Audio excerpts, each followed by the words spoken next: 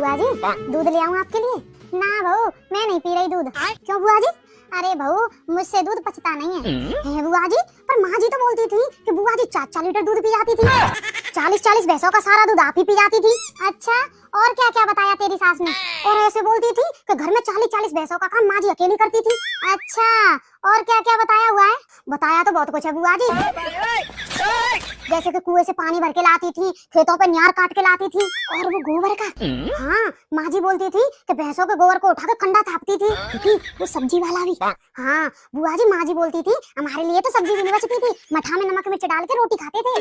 छोटी, और वो साड़ी वाला, हाँ बुआ जी, माँ जी बोलती थी एक बार साड़ी आ जाती थी तो उसी को 5-5 साल पहनते थे। और छोटी, वो बोलने वाला, हाँ दीदी आप क्यों नहीं बता देती? अरे नाना तू ही बोल। माँ जी बोलती थी कि अगर हम अपनी सास के आगे जोर से बोल जाते थे तो हमारी सास हमें धूप में 4-4 घंटे खड़ा कर देती थी। दीदी और कुछ?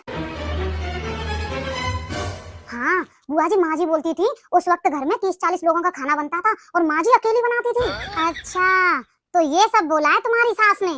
क्यों भाभी, अब बता दूं सच्चाई? अरे अब छोड़ो बीबी जी, पुरानी बातों पे मिट्टी डालो। अरे ऐसे कैसे मिट्टी डालो बुआ जी, अब तो बताओ। तो सुनो बहू, जितनी भी 40-40 भैंस थी ना, उनका सारा काम मैं और तुम्हारी अम्मा करते थे। भाभी तो भैंसों के पास भटकती भी नहीं थी, काम की तो दूर की बात। और तुम्हारी सास से 1-8 लीटर दूध बचता था, उसको ही सारा घर लेता था, वरना पूरे दूध को यही पीती थी। ना तो आज तक इन्होंने कुआं देखा और ना ही खेत। घर से बाहर निकलती थी बस मायके जाने के लिए, और गोबर से तो इनको ऐसे घिना आती थी जैसे वो गोबर इन्होंने खुद किया हो। और अगर किसी दिन सब्जी खत्म हो जाती थी ना, तो ये घर में तांडव करके तुम्हारी अम्मा पे दूसरी छुपवा लिया करती थी। अच्छा। और साड़ी के तो इनके बक्सा के बक्सा भरे रहते थे। ये भगवान क्या जुल्म है। और ऐसी वैसी साड़ी नहीं, जयपुर की चुंदरी वाली साड़ियाँ मंगाती थी भैया से। तभी माँ जी बक्से की चाबी नहीं देती।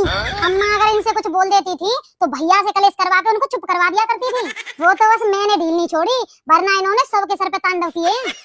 और रही बात घर में काम करने की, भले ही उस वक्त घर में 30-40 लोग थे, पर मजाल है अपने और भैया के अलावा किसी तीसरे के लिए भी खाना बनाया हो इन्होंने। बुआ जी, हाँ तो तुम ज्यादा इनकी बातों में मत आना। जो सास खुद कभी मिलके नहीं रहती, वही बहुओं को मिलके रहने का ज्ञान देती है। बात तो सही है। बताओ, और हमसे माँ जी बोलती है कि तुम ज्यादा मक्कार हो गई हो, जबकि माँ जी ने तो मक्कारी में PhD कर रखी है। और एक चीज बढ़िया करती थी तुम्हारी सास, क्या? ढोंग। ढोंग करने में तो इतनी एक्सपर्ट थी कि काम के नाम पे बैठे बैठे चक्कर खा के गिर जाती थी। अरे बीबी जी, ढोंग नहीं, सच में ही कमजोरी थी मुझे। अच्छा, तभी कमजोरी दूर करने के लिए बेड के बगल में घी का डब्बा रख रखा था तुमने। बहू, चाहे सब्जी में कितना भी घी डला हो, जब तक ये ऊपर से 4 चम्मच घी नहीं डाल लेती, जब तक इनको स्वाद नहीं आता था। बताओ, अब पता